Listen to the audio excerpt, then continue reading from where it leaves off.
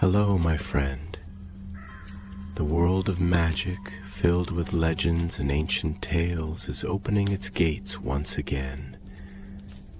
Tonight, in the Gryffindor dormitory by the crackling fireplace, I will share another story with my friends.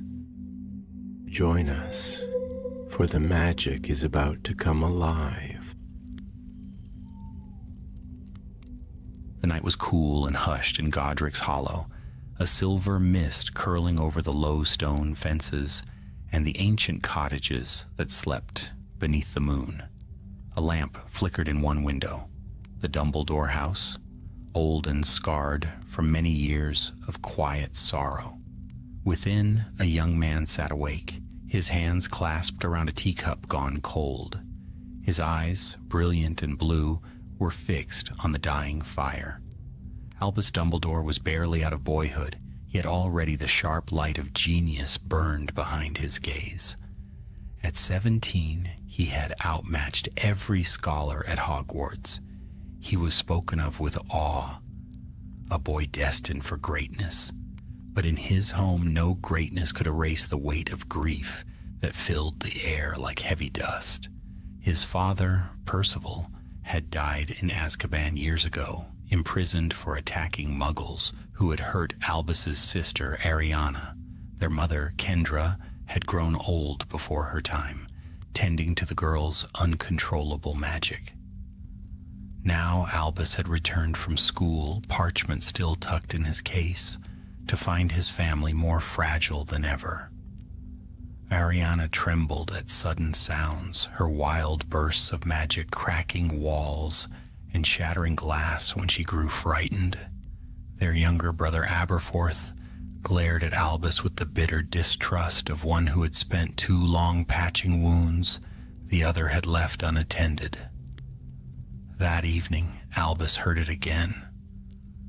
The faint hum beneath the house, like a heartbeat in the soil. It had begun weeks earlier, strange pulses of magic stirring from the earth, making lamps flicker and stones quiver. At first he thought it was Ariana's doing, but the rhythm was too steady, too deep. It was something older. Kendra forbade him to investigate. "Leave it be, Albus," she warned, her voice weary but firm. "There are things in this family better left buried." But Albus could not leave it. He was a scholar and a Dumbledore. Curiosity was in his bones. And so, long after midnight, he slipped from the house, wand in hand, his cloak brushing the dewy grass. The moon shone pale upon the garden, where the roots of an ancient elm tree twisted down into the earth. There the humming was strongest. He knelt, touching the ground. At his touch, the soil pulsed faintly with blue light. Faint runes glimmered for a moment like the veins of something sleeping below. The magic felt neither good nor evil, but hungry.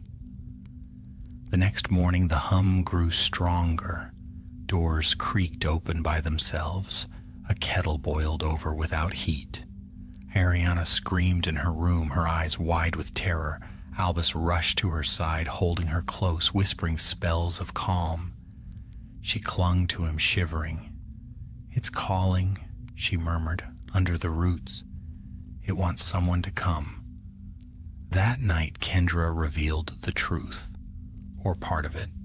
She told Albus of Perseus Dumbledore, an ancestor from centuries past. Perseus had sought to master life and death itself. He created a talisman, the Amulet of Oswin, to draw magic from the Shadow Realm. But when he used it, the amulet turned black and cursed his descendants. Every few generations the curse would stir, drawn to those with great power or pride. "Your father thought it was only legend," Kendra whispered. "But when Ariana was attacked, when her magic broke, I felt it again.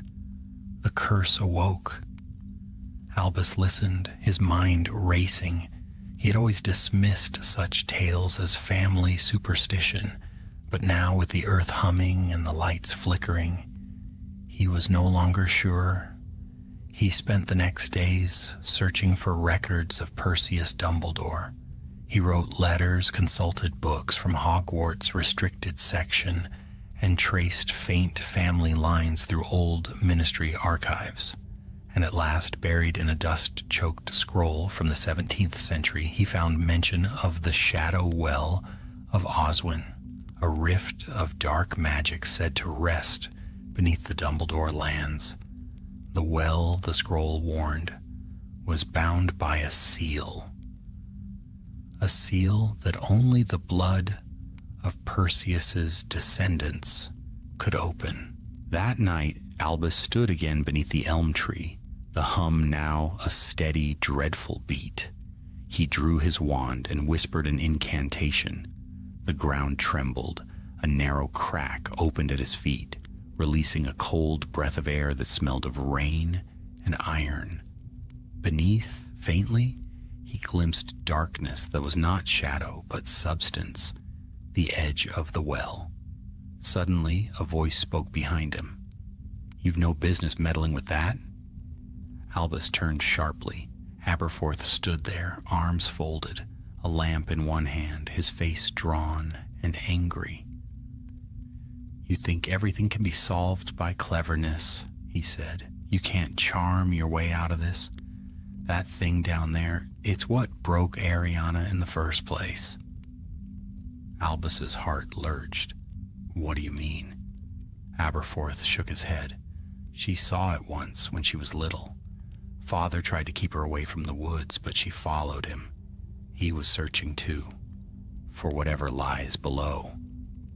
When he found it, it cursed him. That's why he attacked those muggles. He wasn't himself." Albus felt the world tilt. The curse wasn't just a story then. It had already poisoned their lives. He closed the crack, carefully trembling. "Then I'll find a way to end it," he said. "For her, for all of us." But Aberforth only muttered, "That's what he said too." Before walking back to the house, Albus watched the darkness close over the well once more. The night wind whispered through the trees like a warning. He knew that somewhere beneath the soil something ancient waited, patient, listening for another Dumbledore to open the door. And far away, in another corner of the wizarding world, a letter was already being written by a boy named Gellert Grindelwald, whose dreams of glory were about to meet Albus's in a fire neither of them could yet imagine. The days that followed were restless and strange. The hum beneath the ground did not cease. It deepened, becoming a faint vibration that Albus could feel through the soles of his shoes as he crossed the garden. Birds would not alight on the elm tree anymore, and Ariana refused to leave her room. Even the air in the house seemed heavier, as though the very walls were holding their breath. Albus could not sleep. He spent his nights studying by candlelight, surrounded by books that smelled of dust and age. Scrolls from the Hogwarts archives lay open before him. Notes on forbidden magics, on ancient wells of power, on spells so old that their incantations had been forgotten by living wizards. He read until his eyes blurred, and still the answers slipped through his fingers like mist. One evening, when the sky was bruised purple with storm, a knock sounded at the door. Kendra was upstairs with Ariana, and Aberforth had gone to fetch bread from the village. Albus opened it, wand in hand, and there stood a young man with sharp, clever eyes and a smile like sunlight on glass. "Forgive me," the stranger said, his accent faintly foreign. "I was told a wizard named Dumbledore lived here, a scholar of no small reputation." Albus studied him. The boy looked about his own age, tall and lean, with hair the color of pale wheat and eyes that gleamed like quicksilver. His clothes were travel-worn, yet there was an undeniable grace to him, as though he carried an invisible crown. "I am Albus Dumbledore," he said carefully. "And you are?" The stranger bowed slightly. "Gellert Grindelwald, newly come from Durmstrang. I have read your essays on transfiguration theory. They're quite remarkable." The words caught Albus off guard. Praise was nothing new to him, yet from this young man it felt different, charged with energy, with promise. He stepped aside and gestured him in. They spoke for hours. Grindelwald's mind was a storm, restless, brilliant, and utterly fearless. He spoke of a world where wizards need no longer hide from muggles, where magic could rule openly and shape a better future. "Power," he said softly, "is not evil, Albus. It is only what you do with it that matters." And when Albus spoke of the strange curse upon his family, Grindelwald's eyes lit with keen interest. "A blood curse that sleeps beneath your land?" he murmured. "That is no mere superstition. It sounds like a magical fissure, a place where life and death touch. Such things are rare beyond reckoning." Together they pored over maps and ancient texts, searching for the truth of the Shadow Well.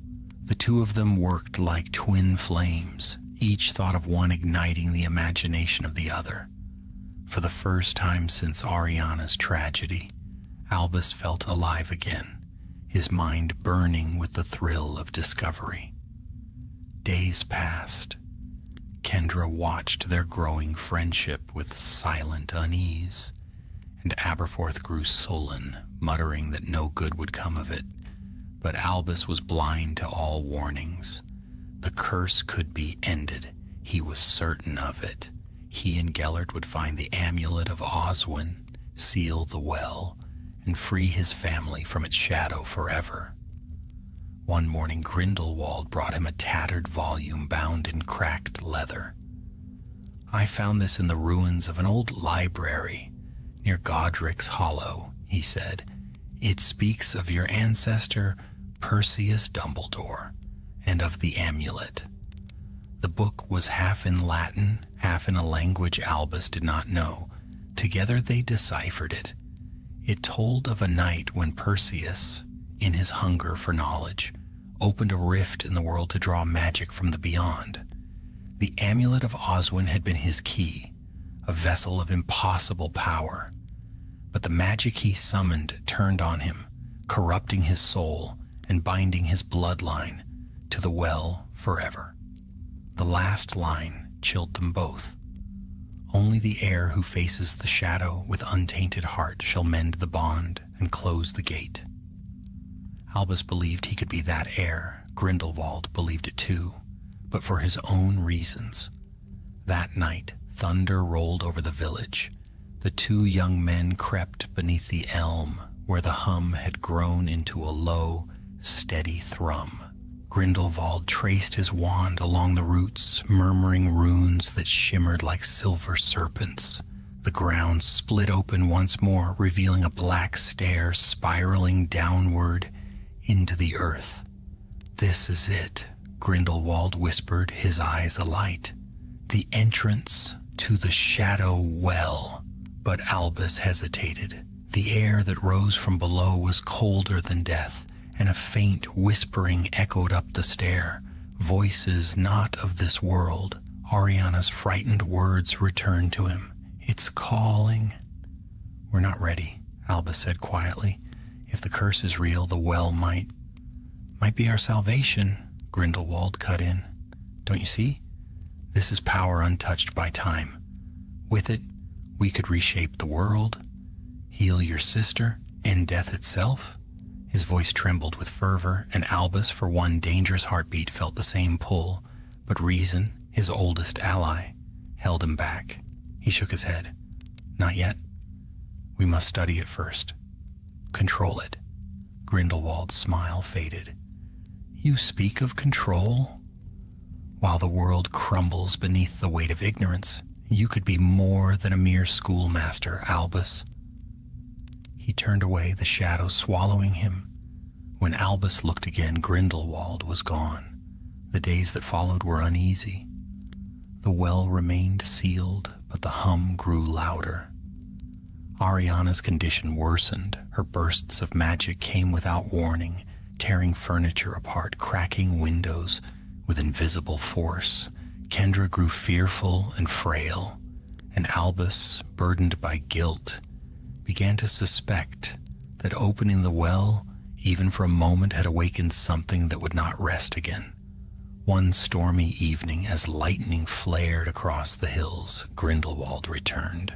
His eyes burned with determination. "I found the amulet," he said, holding up a small, dark jewel bound in silver wire. "With this, we can master the well and end the curse forever." Before Albus could speak, Aberforth appeared in the doorway. "You'll end nothing but us," he spat. "That thing's cursed, and so are you." Grindelwald sneered. "The boy who feeds goats would tell me of curses?" Aberforth lunged, and the two grappled. Spells flashed, one red, one blue, crashing against the walls.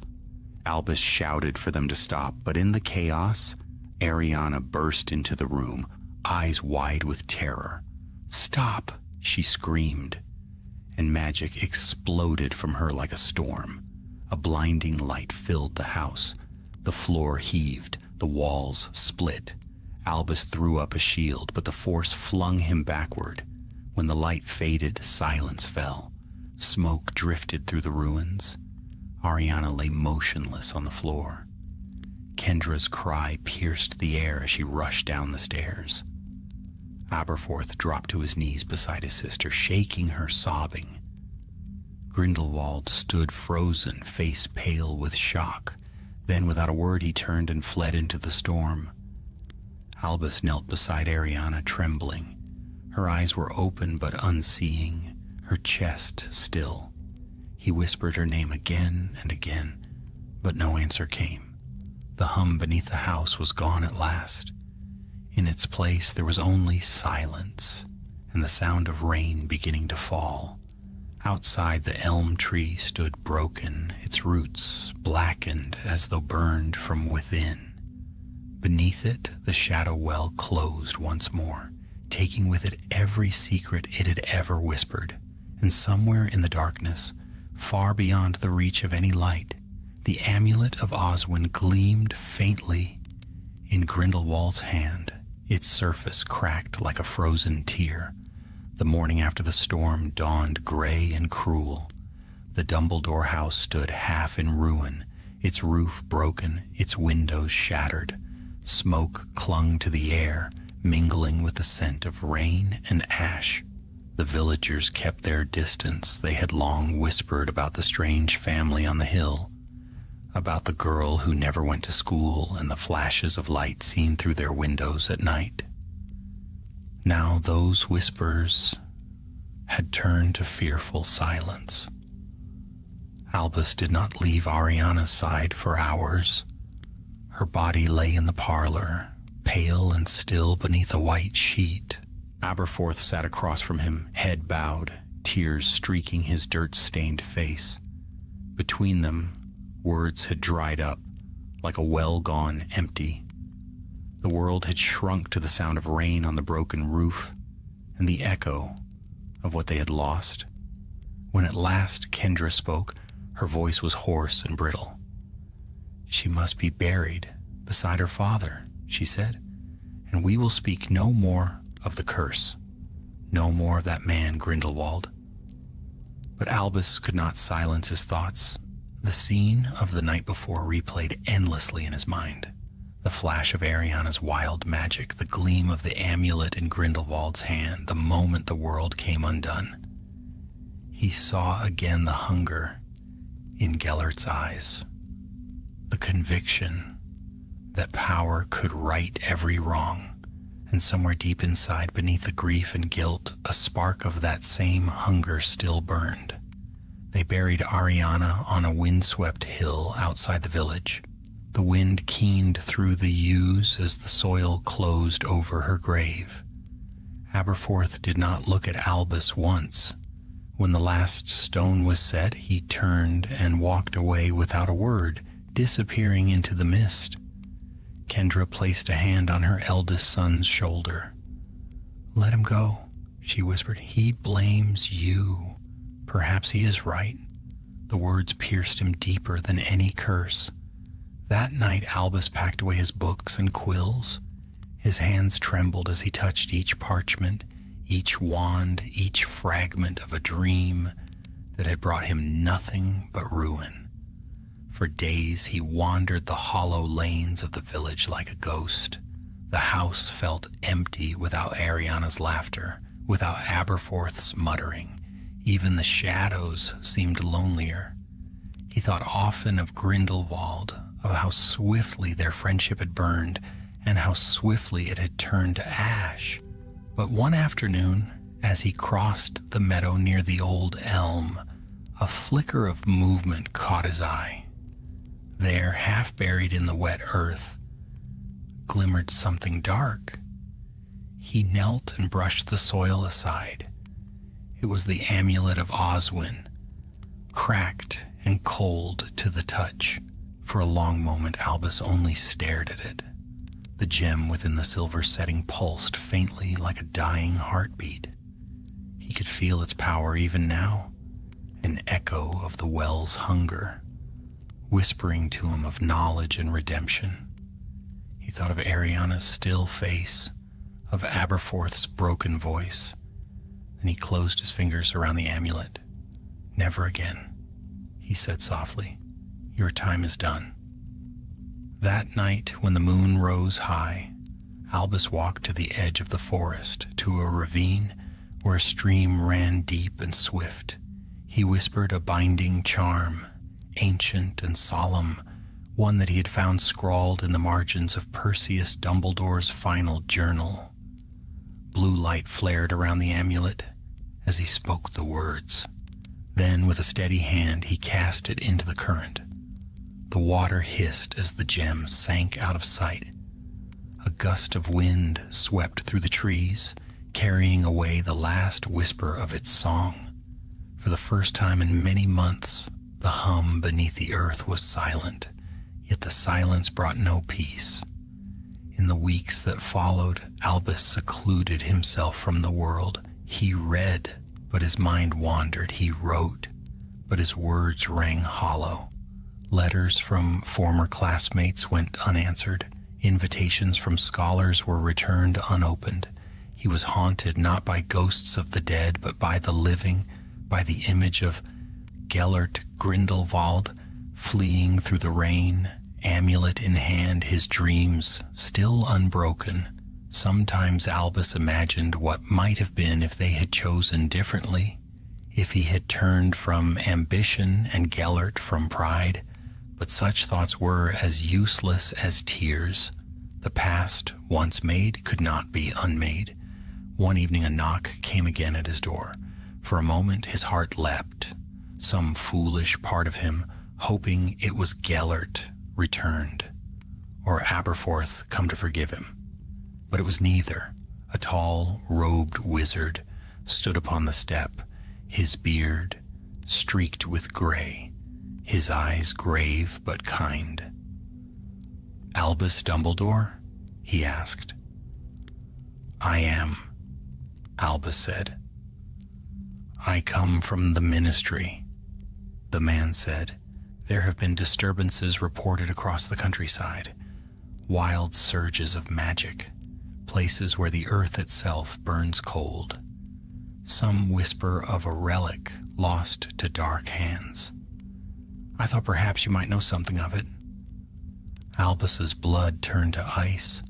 He said quietly, "I know only that power never sleeps, even when buried, but I will help you find who wields it." The wizard nodded. "Then we are allies, Professor Dumbledore." He left soon after, but the conversation lingered like smoke. That night Albus took out his wand again. He traced the air above Ariana's photograph and murmured, "If I cannot undo the curse, I will keep it from ever spreading again." The next morning, he left Godric's Hollow. He did not look back at the house nor at the elm that still bore the scars of the storm. He traveled first to London, then to the continent, following faint trails of magical disturbance, whispers of a young man who spoke of revolution, of freedom, of a world remade by magic. Everywhere he went, he heard the same name, Grindelwald. In the years that followed, that name became a shadow across Europe. Towns vanished overnight. Dark symbols were carved into the skies. Wizards who longed for glory flocked to his banner, and those who stood against him were crushed or vanished. And through it all, Albus searched, not to destroy, not yet, but to understand, to see if the friend he had loved still lived somewhere within the monster the world now feared. But in the quiet of the nights, as he camped beneath foreign stars, he sometimes dreamed of the Shadow Well. In those dreams, he saw the amulet whole again, glowing with dark light, whispering promises he had sworn never to hear. And in those dreams, he always saw Ariana, smiling, reaching out. Before the darkness took her once more, he would wake drenched in cold sweat, clutching his wand, the echo of the hum still in his ears. So passed the dark youth of Albus Dumbledore. Years of brilliance and ruin, of friendship lost, and penance begun. The boy who had sought to master death became the man who would one day stand against it. And though the curse had been broken in the earth, it lived on in memory, binding two destinies together until the end of time. Dumbledore and Grindelwald, the light and the shadow, forever entwined. And far beneath the earth, where no light had reached in centuries, something stirred once more. The Shadow Well waited, silent, patient, and eternal, its whispers carried on the breath of the wind, calling to the blood of Dumbledore still. Years passed, and the world changed its face. The thunder of war echoed first faintly, then nearer, until it rolled across Europe like a gathering storm. Wizards whispered of dark banners, of cities conquered by spells that left no bodies behind, only silence.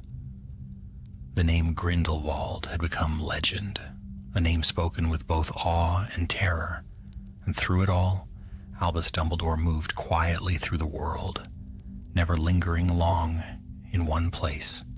He was still young, yet sorrow had carved thin lines about his eyes, and the brilliance that once burned so openly now shone inward, cold and deliberate. He taught for a time at Hogwarts, instructing students in transfiguration and the safe shaping of magic. But when night fell, his thoughts wandered far beyond the castle walls. He could feel it, the faint echo of the Shadow Well's hum, not in the earth beneath Godric's Hollow now, but in the world itself. It was as though the curse, though buried, had taken on a new shape, alive in the ambition of men, in the hunger for power that whispered in every human heart. And he knew who had awakened it. From France to Germany, from the Carpathians to the dark forests of the north, Albus followed the trail of Grindelwald's uprising. He saw the signs. Shattered towns where no muggle dared tread, banners marked with a strange rune, the same one he had seen glowing upon the amulet before it cracked. Grindelwald's army called themselves the Acolytes of the Dawn, and they spoke of a coming world where magic would reign unhidden, pure and free. In Prague, Albus found a clue. A letter written in Grindelwald's own hand to a scholar named Rosier, speaking of an ancient power hidden in the mountains of Austria. It mentioned the second key and a seal that could unbind the world from fear. The words chilled him, for he had read their like before. In the writings of Perseus Dumbledore, there are always two keys, the ancestor had written, one to open, one to bind, and only the blood of both lineages, creator and conqueror, can wield them. It was then that Albus understood the cruel irony. The curse was not merely his family's burden. It had bound him to Grindelwald himself. Two heirs of ancient power, two paths entwined by fate. In the summer of 1899, Albus traveled to the Tyrolean Alps. Following the faint trail of that letter, the peaks rose like white fangs against the sky, and the wind carried voices that were not the wind's. He found the remains of an old monastery half buried in snow, its halls marked with runes so old that even he could not name them. Within its deepest chamber stood a black altar, and upon it, carved into the stone, was the mark of the Shadow Well. Someone had been there before him. He found footprints in the dust, light, sharp, deliberate, and upon the altar lay a single white feather, unnaturally cold. When he touched it, the hum began again, faint but certain, pulsing through his bones like the echo of a heartbeat he had once known. Then came a voice from behind him. "I wondered how long it would take you." Albus turned, heart pounding. Gellert Grindelwald stood in the doorway, his wand drawn but lowered. His hair was longer now, his face sharper, his robes lined with silver thread, but his eyes, their fierce, unrelenting fire, were the same. "Albus," he said softly, "my greatest friend, and my only equal." Dumbledore's voice was quiet, heavy with years unspoken. "You should not have come back to this place." "This place was ours," Grindelwald replied. "We dreamed of a world reborn here, do you remember? We could have ruled together."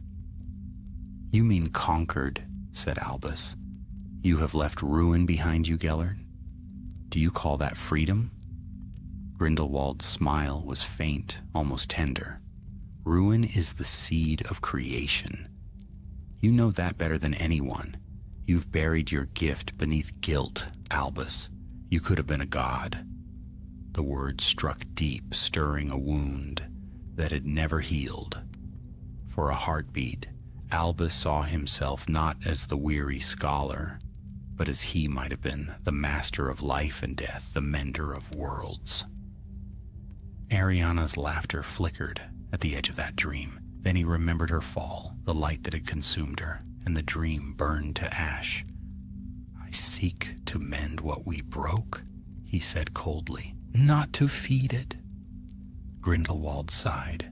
"Then you are my enemy." He lifted his wand, and the world seemed to darken. The air crackled with power, the kind that bent stone and twisted light. Albus raised his own wand, though his hand trembled. For an instant the two stood still, the silence before a storm. Then the chamber erupted. Spells of blinding brilliance clashed, their impact shaking the mountain itself. Fire met ice, light met shadow. The walls splintered, the roof cracked.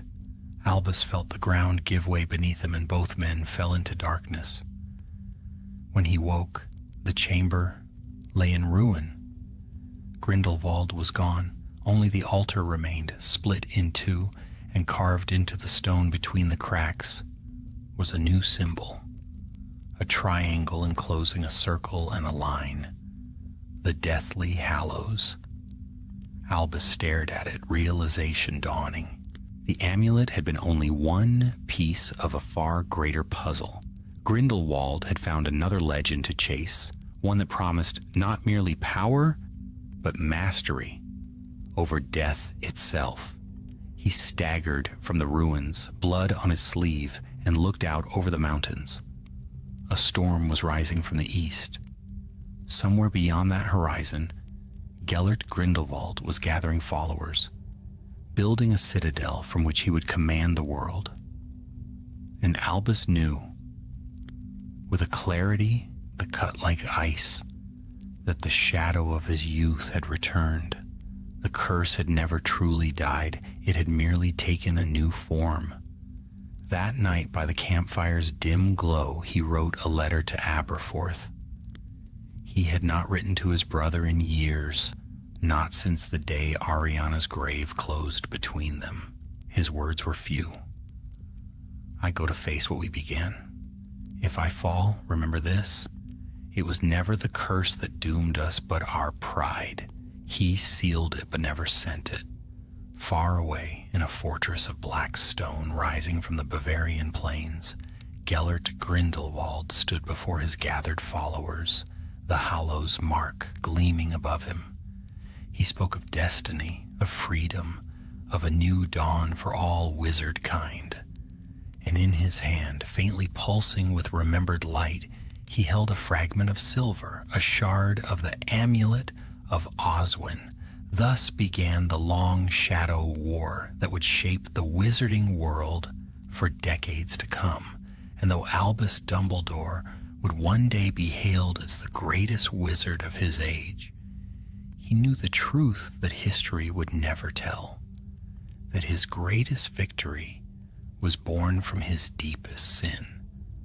For beneath the glory and the legend, there still beat the heart of a young man standing beneath an elm tree, listening to the hum of the earth, believing he could change the world, and learning too late the price of such belief.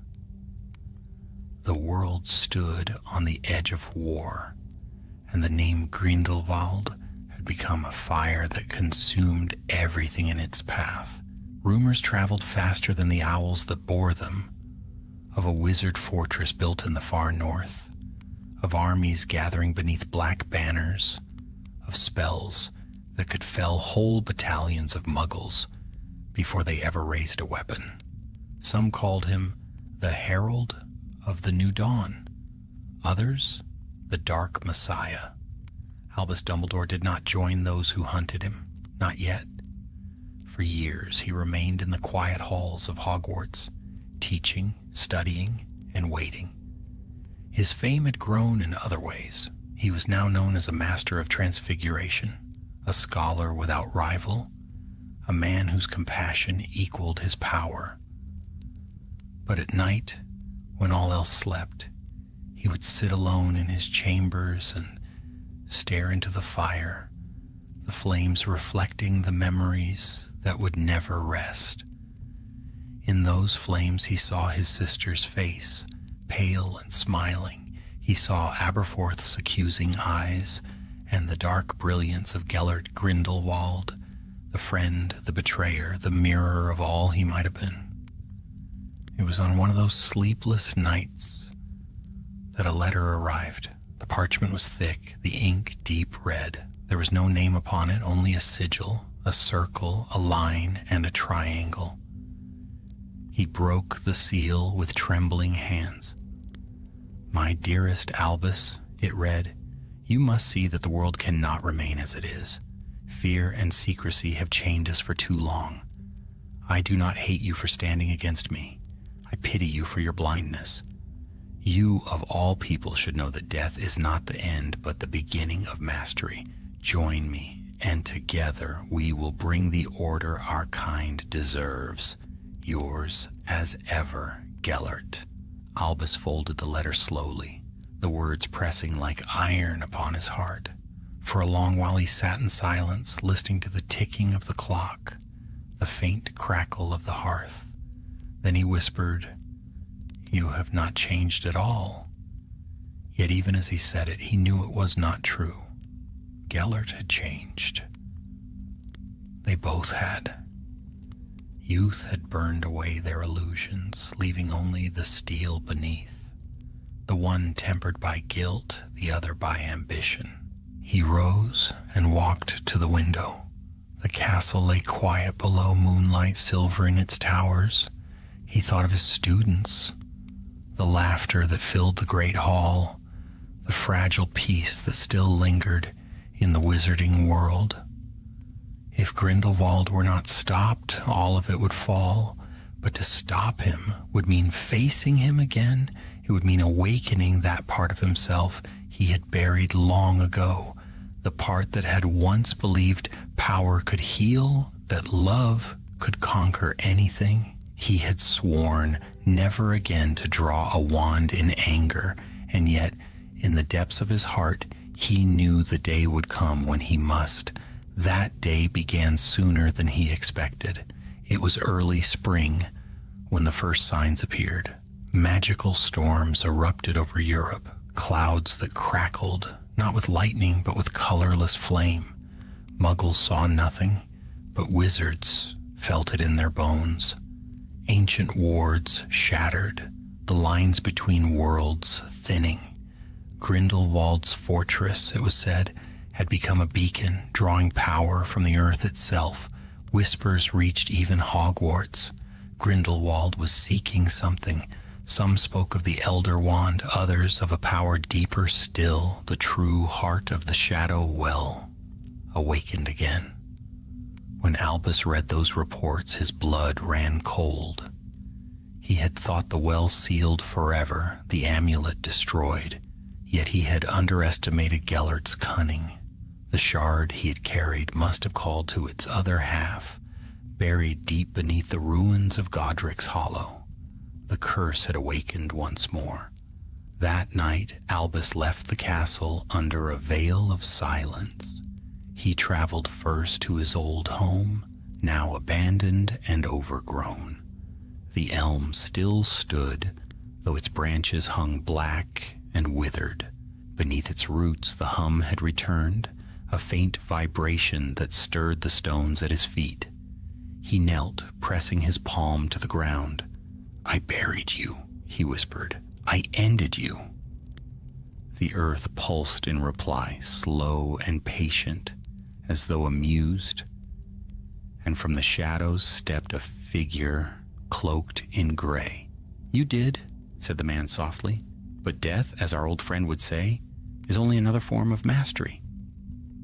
Albus rose, wand in hand. The man lowered his hood. It was Rosier, the scholar Grindelwald had once written to, his eyes gleaming with cold devotion. "Where is he?" Albus asked. Rosier smiled. "Far beyond your reach, Professor. The Master builds a new world, while you play at teaching children. But he remembers you. He says the well still calls your name."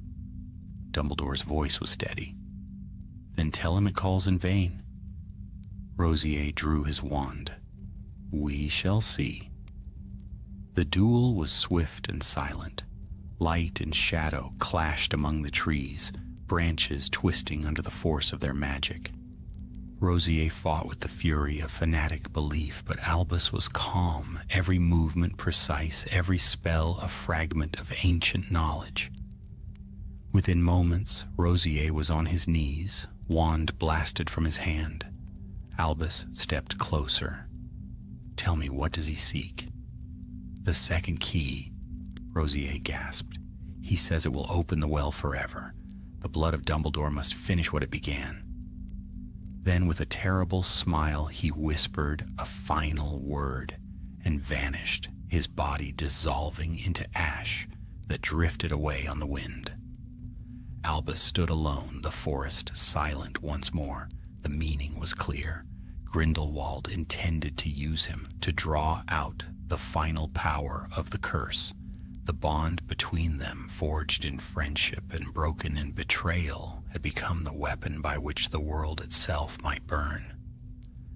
He looked toward the north, where the clouds glowed faintly with unseen fire. Somewhere beyond those mountains, Gellert was waiting, and so Albus Dumbledore began his last journey into the shadow of his youth. He traveled through lands ravaged by war, through cities half hidden by enchantment, through fields where the very air shimmered with dark spells. Wherever he went, he saw the mark of the Hallows, carved into stone and sky alike. He knew the end was drawing near, not merely the end of Grindelwald's reign, but of their shared story. born in friendship and ending in ruin. As he crossed the frozen borderlands into Austria, the wind carried a distant sound, a hum, low and familiar, rising from the bones of the earth. It was the same song that had haunted him since boyhood, the song of the curse that bore his name. And in that sound he heard both warning and promise that one cannot bury the darkness one has once awakened. It waits, patient as time, for the hour when it shall be faced again. Albus drew his cloak tighter against the wind.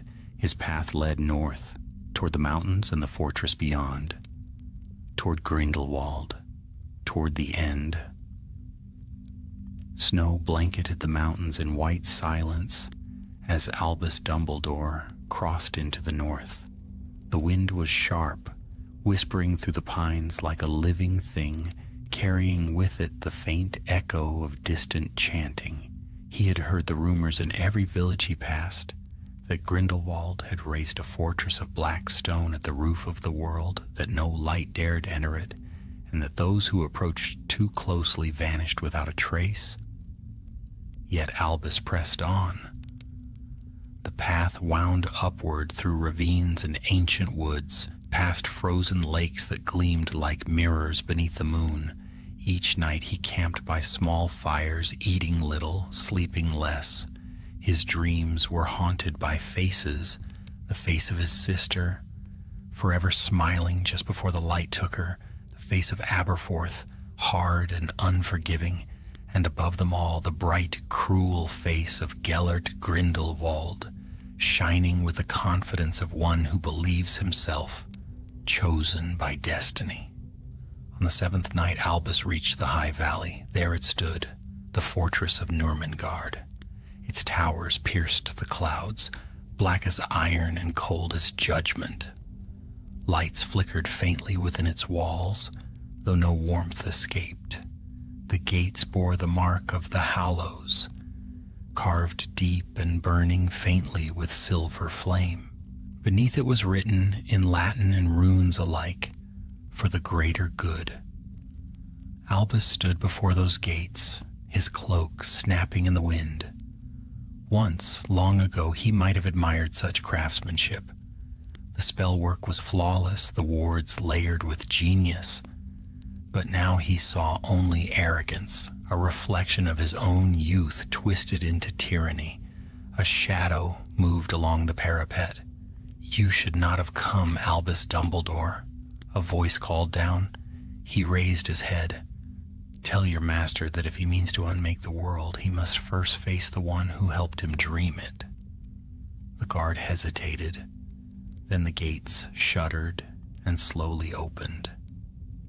Inside, the fortress was vast and hollow, its corridors echoing with the murmur of distant magic. Hooded figures passed silently through the halls, their eyes glinting from behind masks. Albus felt the hum again, deep in the stone, an echo of the Shadow Well's heartbeat. It pulsed faintly as if the fortress itself were alive. He followed that pulse upward through winding stairs and vast halls until he reached a great chamber at the tower's crown. The ceiling opened to the night sky, where the stars wheeled above like cold eyes. At the center of the room stood a dais, upon which rested a silver basin filled with black water, and beside it stood Gellert Grindelwald. He turned as Albus entered, his expression calm, almost welcoming. "You came," he said softly. "I knew you would." Albus's wand was already in his hand. "It ends tonight, Gellert." Grindelwald smiled. "No, my friend. It begins again. The well has returned to life. The curse you thought you buried, our curse, has become the key to a new age. With your blood, it will open fully. With mine, it will never close." He gestured toward the basin. Within it, the black water swirled, reflecting not the stars above, but strange, shifting shapes, faces, flames, and visions of impossible power. "Look," he whispered, the shadow well reborn, the veil between life and death, light and darkness. Together we could master it as Perseus once tried to. We could heal the world, Albus, end death itself.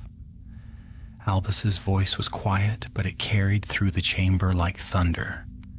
You speak of healing, but all you have ever done is destroy. You see the world is broken because you broke yourself. Grindelwald's eyes flared. You think yourself my judge? You who dreamed the same dreams? Do not lie, Albus. You wanted this power once. You still do. For a heartbeat, silence stretched between them. And in that silence, the truth hung heavy. He had wanted it, once, to cure Ariana, to restore what had been lost. But love, not power, had always been the answer, and he had learned that lesson too late. I came not to rule, Albus said, but to stop what we began. Then, without another word, Grindelwald raised his wand. The duel began. Light and shadow collided in a storm of fury. Spells tore through stone. Lightning blazed across the chamber. The walls cracked, pillars shattered, and the night itself seemed to tremble. They moved like dancers. Two minds perfectly matched, each anticipating the other's thought. "Why fight me?" Gellert shouted above the roar of magic. "We are the same." "No," Albus answered. "You see the world as yours to shape. I see it as ours to protect." Their spells met once more, bursting into a blinding arc of white flame that seared the air. The force hurled them apart. Grindelwald struck the dais. Albus staggered to his knees. The basin trembled, black water spilling across the floor. Wherever it touched, the stone hissed and smoked. "You cannot kill me," Grindelwald said, rising, blood on his lip, but eyes alight with triumph. "We are bound, Albus, by the curse, by destiny. If I die, so do you." "Then so be it," Albus whispered. He raised his wand one last time, gathering all his strength.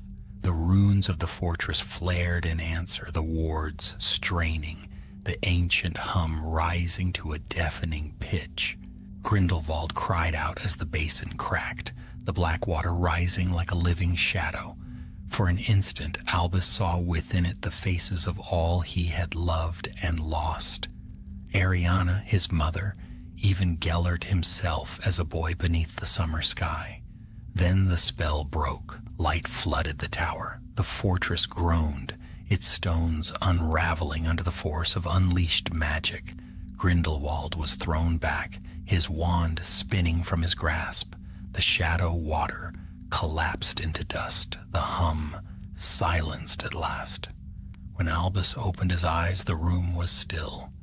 Grindelwald lay unconscious at his feet, the mark of the Hallows burning faintly upon his chest. Outside, the first light of dawn touched the mountains. Albus knelt beside him. "It could have been different," he said softly. "We might have saved each other." Then he rose and turned away. He left Nurmengard to the wind and the weight of its own darkness. Behind him, the walls sealed themselves, trapping Grindelwald within, a prison of his own making. Years later, when the world would speak of his victory, they would call it a duel, a triumph of good over evil. But Albus knew better. It had not been a victory, only the final act of a tragedy long begun beneath an elm tree in Godric's Hollow.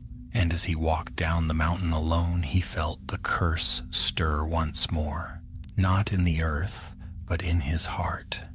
For the greatest shadows, he knew, do not die.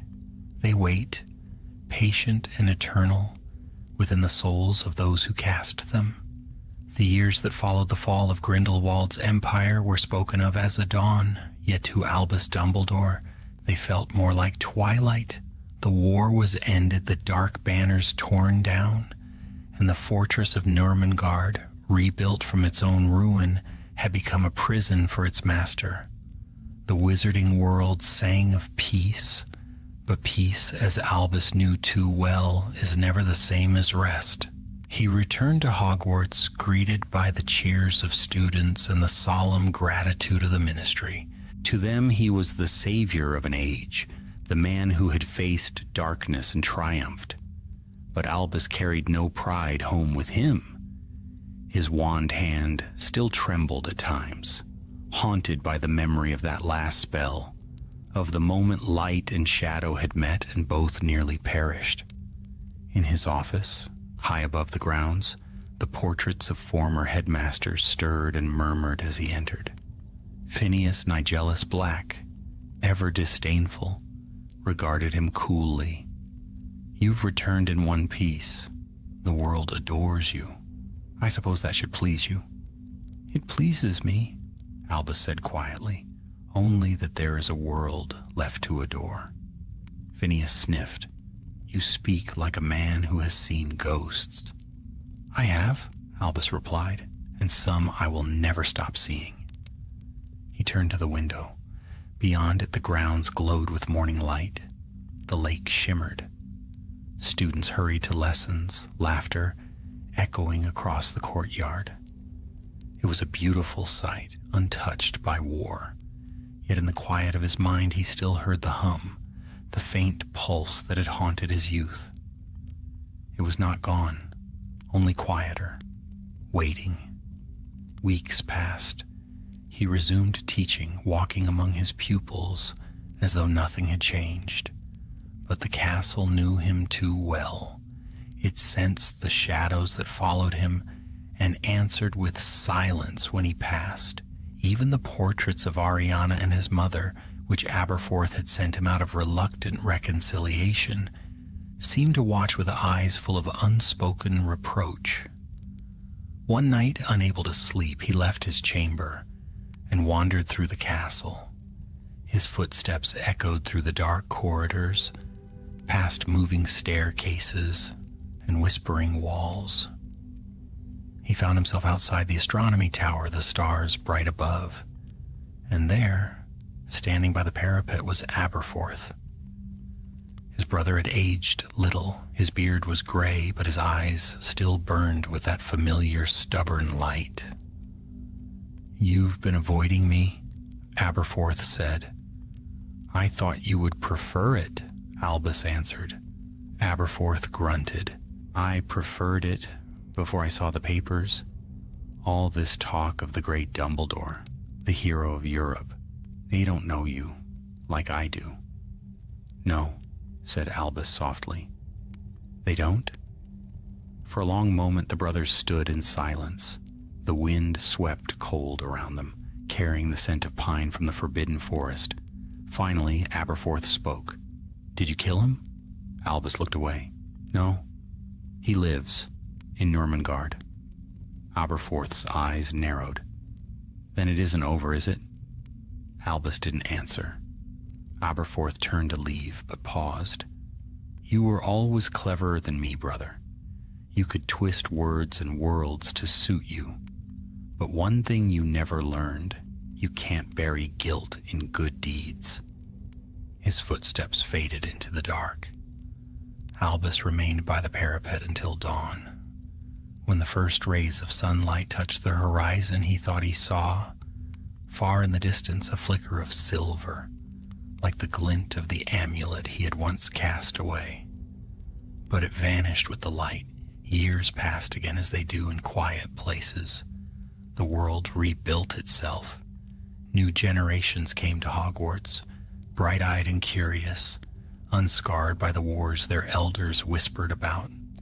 Dumbledore became headmaster, guiding them with warmth and humor, the beloved teacher whose smile could calm even the wildest of students.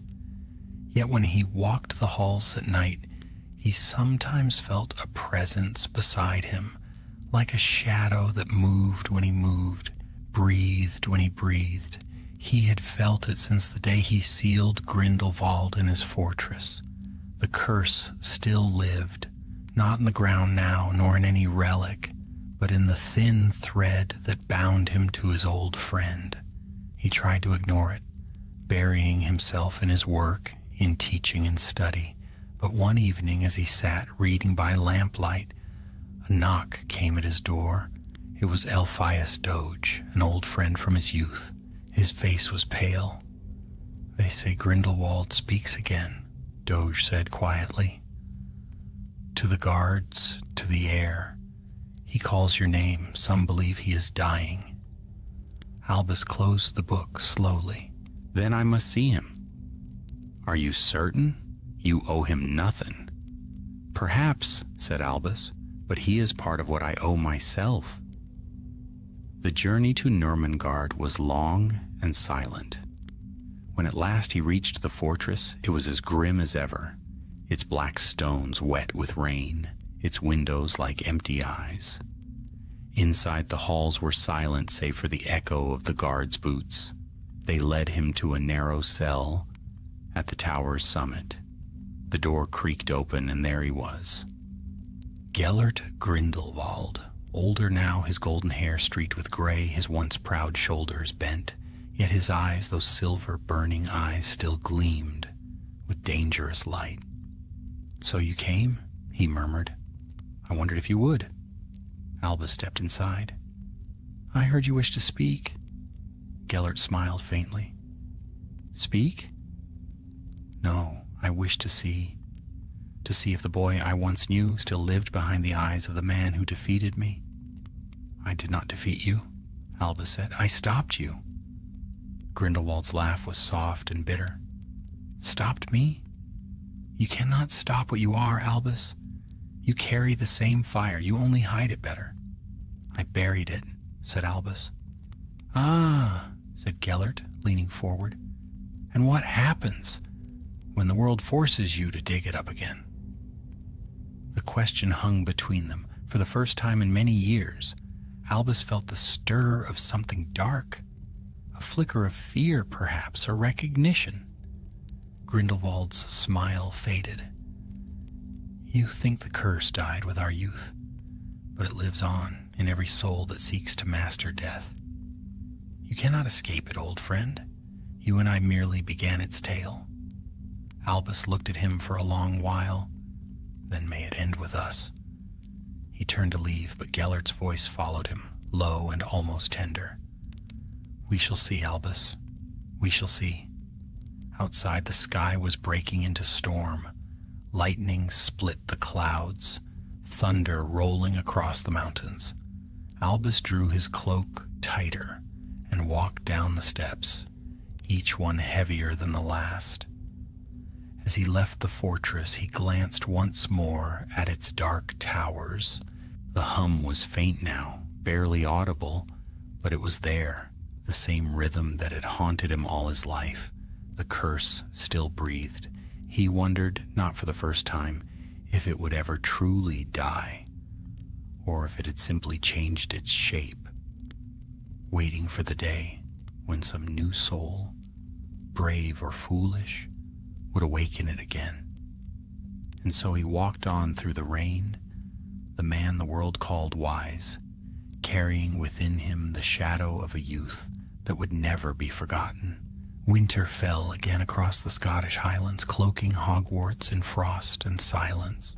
The castle stood vast and timeless against the white hills, its towers bright with firelight, its windows glowing like beacons. Yet within, as snow whispered against the glass, Albus Dumbledore sat alone in his study, his quill unmoving above a blank page. Years had passed since his meeting with Grindelwald in Nurmengard, and still the memory of that prison lingered like smoke. He had told no one what they had spoken of, not even Aberforth, who visited him rarely, nor Doge, who still called him friend. The world hailed him as a hero, a sage, a man of unmatched wisdom, but the truth lay heavier than ever in his heart. He could feel it sometimes, late at night, when the castle slept, the pulse of the old curse stirring faintly beneath his skin. It was not the violent hum of his youth, but a subtle whisper, patient and cold, like the breath of a ghost that had learned to wait. And he wondered, If the shadow well was sealed, then where did that whisper come from? One stormy night, when thunder rolled low across the lake and lightning painted the walls silver, Dumbledore rose from his desk. The whisper was stronger now, curling in the air like a scent he could almost follow. It led him through the corridors of the sleeping castle, past portraits that dozed in their frames, down into the dungeons and through a hidden arch that few remembered. There, beneath the foundations, lay an unused chamber. It had been built in the earliest days of Hogwarts, when founders carved spells into the stone and bound the walls with enchantments so old that even Dumbledore did not know all their names. The room was dark, save for a faint glimmer in its center, a shimmer that rippled like water suspended in air. He stepped closer. The glimmer pulsed once, twice, and then faintly he heard a voice. Albus. He froze. It was a voice he had not heard in decades, yet knew instantly, soft, musical, and full of unshakable conviction. Gellert, he whispered. The shimmer deepened, and for a moment a figure formed within it, the outline of a man cloaked in shadow, eyes burning like coals through the mist. Did you think the well was gone? The voice asked. That curses could be buried by will alone? You sealed it in stone, but its root lies in blood. In mine, in yours. Albus lifted his wand. You are dead. The shadow laughed, a sound that was both echo and mockery. Not dead, not yet. The well found a new vessel, as it always does. Power seeks its heir, Albus. It waits for the one who will claim it without fear. The shimmer flared once, then vanished, leaving only silence and the faint smell of ozone in the air. Albus stood motionless for a long while. He knew the vision could not be real, not truly. Grindelwald lived still, locked within his fortress, and yet the voice had felt real enough, real as guilt, real as memory. He climbed back to his office, the whisper following him like the rustle of invisible robes. He poured himself tea with shaking hands. He told himself it had been a dream born of exhaustion. But in the corner of his eye, the shadows seemed to twist into familiar shapes, and the firelight flickered as though moved by a breath not his own. The next morning he received an owl from the ministry. A Muggle village in northern England had been struck by unexplained magic, flames that burned cold, leaving walls intact but draining every living thing of warmth. Only one mark had been left behind, a triangle within a circle and a line. Dumbledore's hand tightened around the parchment. The Hallows mark. He rose at once. Within hours he was gone from Hogwarts, leaving McGonagall in charge, his departure marked only by a note. There is unfinished work I must see to. The trail led him through a countryside shrouded in fog to the ruins of an old abbey perched upon a cliff. The air there was thick with enchantment, the kind that whispered of ancient wrongs. Among the broken stones lay signs of ritual, a circle of ash, runes drawn in blood, and at its center, a silver shard. He bent to examine it. It pulsed faintly with dark light. The fragment of the amulet of Oswin, the piece that Grindelwald had held all those years ago. But it was not the same. The shard had changed, its surface laced with new runes, runes that spoke not of conquest, but of awakening. Suddenly, a voice spoke behind him. Beautiful, isn't it? Dumbledore turned. A young witch stood there, her hair black as ink, her eyes bright with feverish light. She could not have been more than 20. You found it, she said softly. The relic that fell from his hand when the fortress broke. He calls it from the dark, you know. He dreams still, though his body rots in stone. "Who are you?" Albus asked. "His student," she whispered, "his heir. I am what he made and what you left unfinished." Her wand was in her hand before he could answer.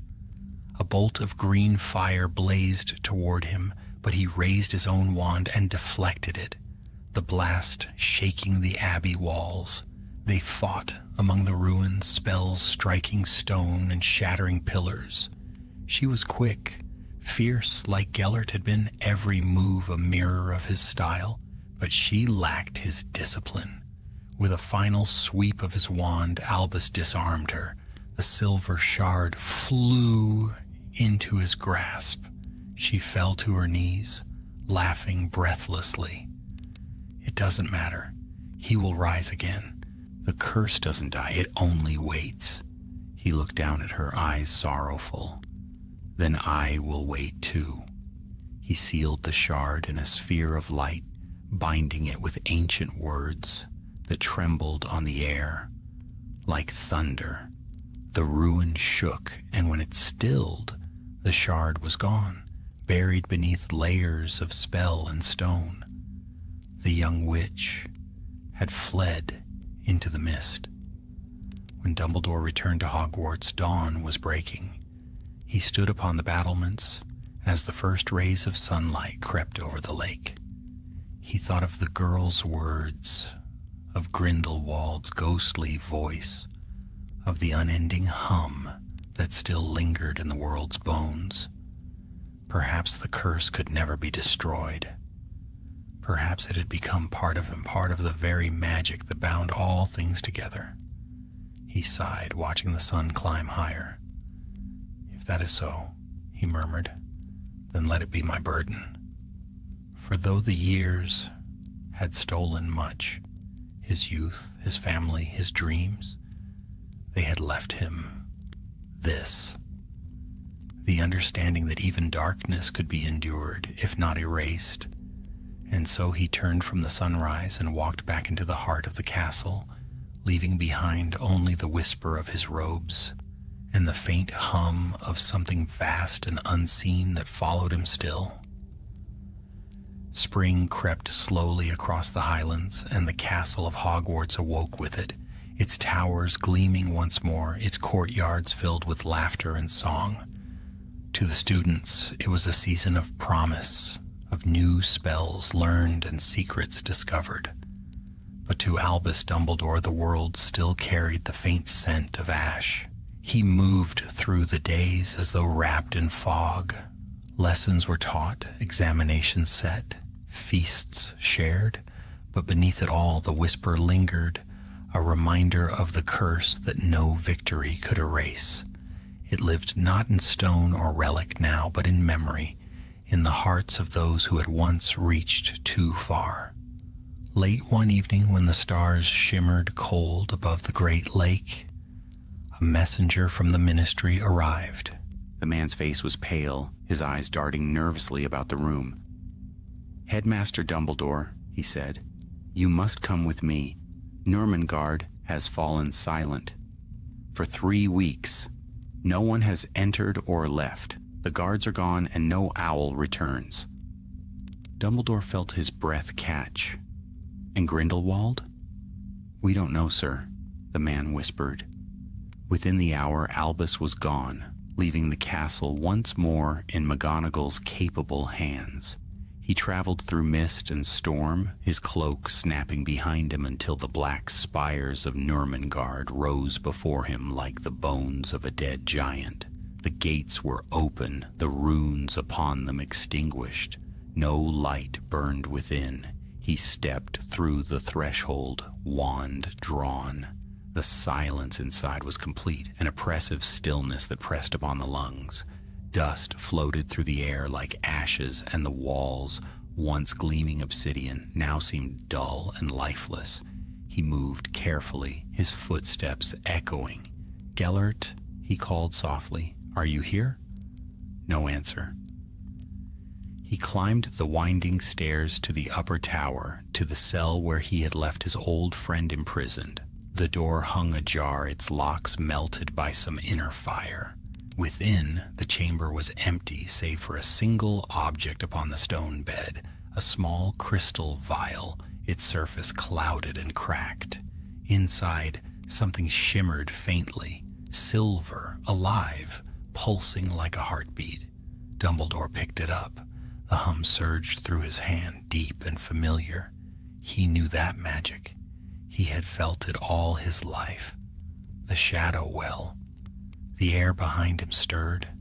"You came back," said a voice faint as smoke. He turned slowly. Grindelwald stood before him, or rather, what remained of him. The man was little more than a wraith now, his body thin, his hair white as snow, yet the fire in his eyes was undimmed. "You see," he whispered, smiling faintly, "even death bows to us." Albus's wand rose. "What have you done?" "The well needed a vessel," said Grindelwald. "I gave it mine. The curse lives through me now, and through you. It binds us still, as it always has. Two halves of the same power." "You have damned yourself," Albus said. "Perhaps," Grindelwald murmured. "But tell me, Albus, can you destroy me? Truly destroy me, when you know that in doing so, you destroy part of yourself?" The question hung like a blade between them. Dumbledore's heart ached. For all his hatred, for all his shame, he still saw the boy he had once loved, the boy beneath the elm tree, eyes bright with dreams of changing the world. "It could have been different," he said. Grindelwald smiled sadly. "It never could. The world fears power because it fears itself. You, of all men, should have understood that." He reached out a hand, ghostly and trembling. "End it, Albus, or let me end you. Either way, the curse will sleep again." Dumbledore's wand did not waver, but his voice broke. "I cannot hate you, Gellert. I never could." "Then pity me," said Grindelwald, "and do what must be done." For a long, aching moment, there was silence. Then Albus whispered the words, soft, ancient, final. Light filled the cell, white and blinding. Grindelwald's form dissolved into the air like mist and sunlight, his last smile lingering as though etched upon the light itself. When it faded, only the vial remained. The hum was gone. The air was still. Albus sank to his knees, the weight of years pressing upon him. He held the vial close, feeling the faint warmth still within it. "Rest now," he said, voice breaking. "May the world forgive us both." He carried the vial down through the empty halls and out into the dawn. The sky was streaked with gold, the first sunlight touching the broken gates. He walked into the wild hills beyond, to a place where the earth rose in a circle of stone. There he dug deep into the frozen soil and buried the vial, binding it with every spell of sealing he knew. Charms of silence, of sleep, of forgetting. When it was done, he stood for a while in the cold wind. The sun rose higher, burning away the mist. At last he spoke to the quiet land around him. "It ends here. No more heirs, no more blood." But even as he said it, he knew that nothing truly ended. Magic was a circle, not a line.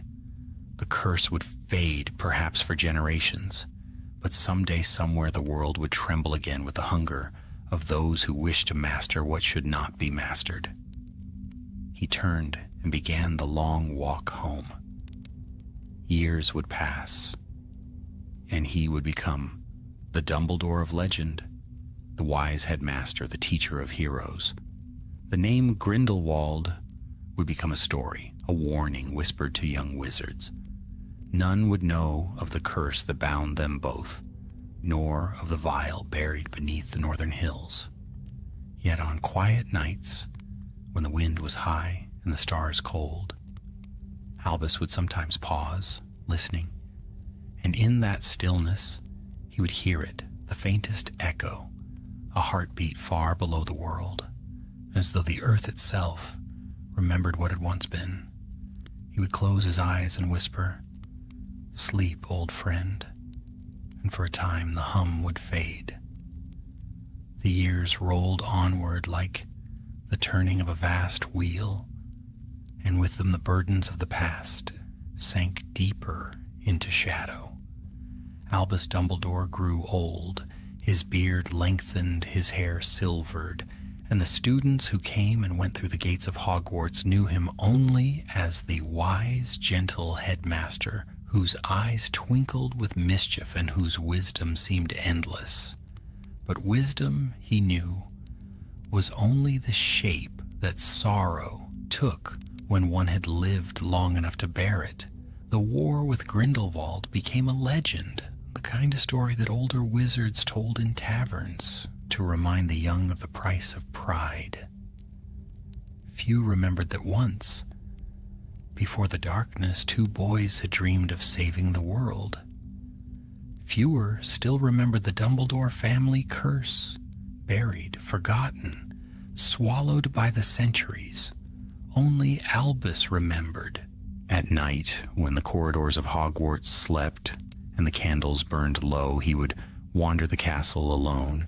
He would pass the tapestries that whispered secrets, the portraits that snored softly in their frames, and sometimes he would pause by a window and watch the stars. It was then, in the silence between heartbeats, that he would hear it again, the faint hum beneath the stone floors, the old rhythm of the shadow well, steady and patient as time itself. He would press his hand to the wall and whisper, "Not tonight, old friend. You've had enough of my life already." And the hum would fade. For a while. But magic never sleeps for long. One bitter December morning, when frost glazed the windows and the great hall echoed with laughter from holiday feasts, a messenger arrived from the ministry. His cloak was spattered with snow, his eyes wide with unease. He bowed quickly and handed Dumbledore a sealed letter. The seal was crimson wax pressed with the mark of Nurmengard. Albus's breath caught. He broke it open. "To the headmaster of Hogwarts," it read. "By order of the ministry, you are summoned to the fortress of Nurmengard at once. Unexplained disturbances have been detected within the sealed chambers. The warden reports that certain sounds have begun again. We require your counsel." He folded the letter without a word. The parchment trembled slightly in his hand. That evening he left the castle under the cover of twilight, his cloak drawn tight against the snow. Fawkes, his phoenix, circled above him once, then vanished into the storm.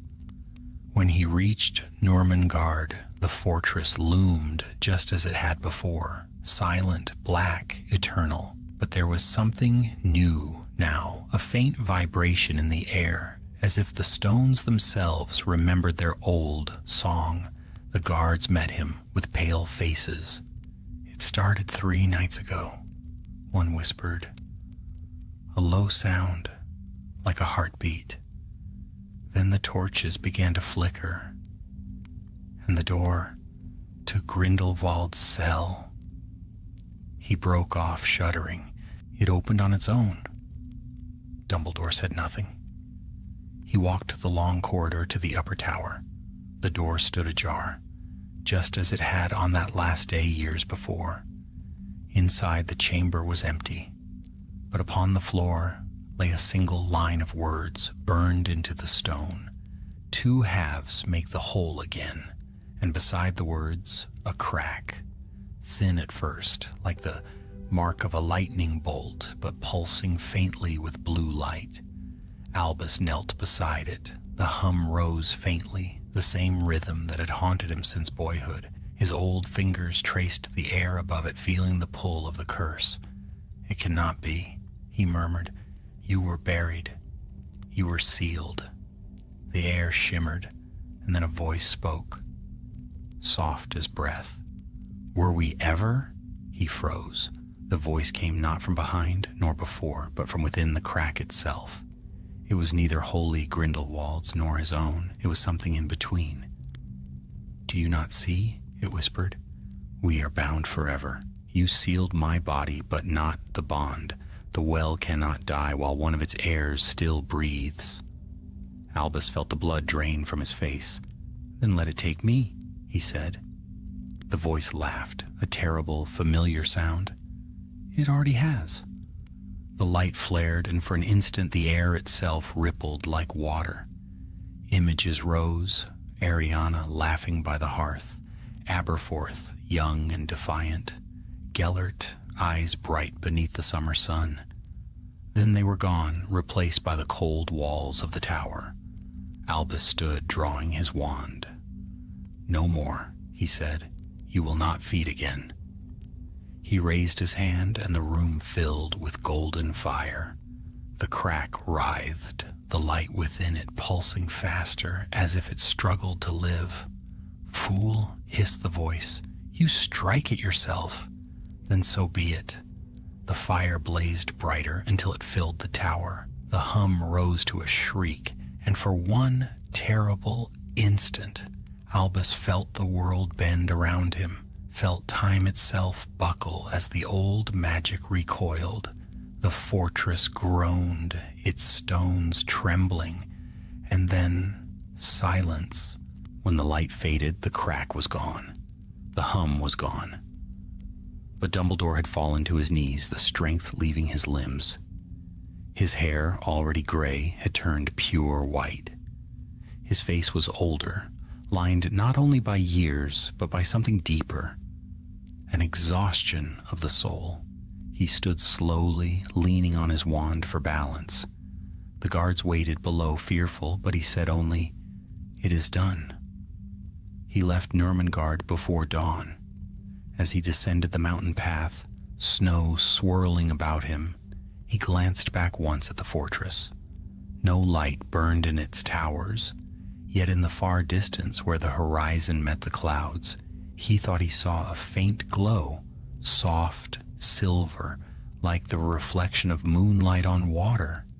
He could not tell whether it was real or merely his eyes playing tricks upon him. Back at Hogwarts, weeks passed before he recovered his strength. The students noticed the change in him, the slower step, the longer silences, but they said nothing. He smiled when they asked after his health and told them he was merely old. In truth, he felt as though some part of him had been left behind in the mountain, sealed forever within the stone. And perhaps that was fitting. The curse had taken what it wanted, but he had given it freely, and in doing so, he hoped he had ended it at last. On the first night of spring, he stood once more at his window, the stars glimmering over the lake. He thought of Gellert, of Ariana, of all the ghosts that lingered in his life. "Two halves make the whole again," he murmured. Perhaps that is what we were, two halves of one story. A faint warmth brushed his hand. Fawkes had landed beside him, the phoenix's feathers gleaming like flame. The bird let out a single soft note, a sound of morning and renewal, of endings that were also beginnings. Dumbledore smiled faintly. "Yes," he whispered, "it is over." But in the silence that followed far beneath the castle, something stirred. A heartbeat, faint and patient, echoing once through the bones of the world. Then it faded into the dark. The years that followed were quiet, but Albus Dumbledore knew that peace was never without its ghosts. The wars had ended, the banners had been torn down, and yet the world still bore the faint scars of all that had been broken. He grew old in that peace, older than he had ever imagined he would live to be. His beard turned white as winter snow, his step slowed, and his laughter, though still bright, carried the echo of memory. To the students of Hogwarts, he was a legend come to life, a kindly headmaster who spoke with phoenixes, who could turn darkness to light with a word, and whose eyes seemed to hold the secrets of the ages. They saw the twinkle, they never saw the shadows behind it. In the stillness of his later years, when the castle slept and even the portraits dreamed, Dumbledore would sit by his fire and let his thoughts wander down the long roads of the past. He would remember the summer days of his youth, the warmth of sunlight on Godric's Hollow, the laughter of a sister he could not save, and the fire-bright eyes of a boy who had once been his friend and ruined both. Sometimes he wondered if Grindelwald still lived, deep within the silent stones of Normangard. It was said the fortress had gone completely still. After Dumbledore's final visit, that the torches had died and the walls had grown cold. None who entered afterward returned with stories worth believing. The Ministry called it a sealed victory. Albus knew better. Nothing in the world of magic was ever truly sealed. That winter, snow came early. The lake froze hard enough to bear the weight of owls, and the wind swept over the towers like a sigh. Dumbledore took to walking the corridors at night, a candle in hand, the hem of his robe whispering over the stones. The castle's magic greeted him like an old friend, subtle and watchful, keeping its vigil alongside him. It was on one such night, as he passed the room of requirement, that the flame in his candle flickered and went out. The air trembled, and in the silence he heard it again, that old hum, slow, soft, and steady as a heartbeat. He closed his eyes. "So," he said quietly, "you're not gone after all." The sound came from the wall itself, faint but sure, like the whisper of something long asleep stirring in its dreams. For a moment he almost laughed. "Of course you're still here," he murmured. "You've been here as long as I have." He set the candle aside and placed his palm against the stone. It was warm. Beneath it pulsed the rhythm of the shadow well, slower now, older, but alive. And with that warmth came a voice, not loud, not menacing, but soft and weary, like the echo of a wind long spent. "Albus." He drew in a breath. "I thought we'd said all there was to say." "Have we?" said the voice. It was not Grindelwald's, not entirely. It was something in between, a mingling of memory and magic, the last whisper of the bond that had once tied them both to the same curse. "You sealed the well, but you never released yourself?" Albus smiled faintly. "Perhaps I never wanted to. Perhaps the world needs its shadows." "And what of you?" the voice asked. "Do you still need yours?" He did not answer at once. His eyes drifted over the dark corridor, the ancient stones that had watched him grow old. "I think," he said at last, "that I have learned to live beside them, to make peace, if not freedom." The hum softened as though satisfied. "Then the curse ends with you." He felt the warmth fade beneath his hand. The stone cooled, the heartbeat stilled.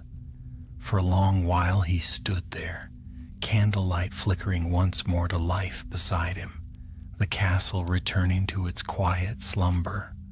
The whisper was gone, and for the first time in nearly a century, Albus Dumbledore felt free. He returned to his chambers as dawn began to pale the sky.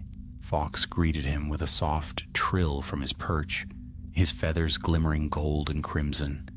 The phoenix's eyes met his own, and Dumbledore smiled.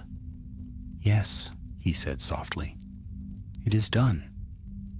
He sat by the window as the first light of day crept across the mountains. Below, the lake shimmered faintly, the frost melting on its surface. The world was waking again. He thought of Ariana, of Aberforth, of all the lives entwined with his own. He thought of Gellert, young and laughing beneath the summer sun, and wondered if, somewhere beyond the veil, that laughter had found peace at last.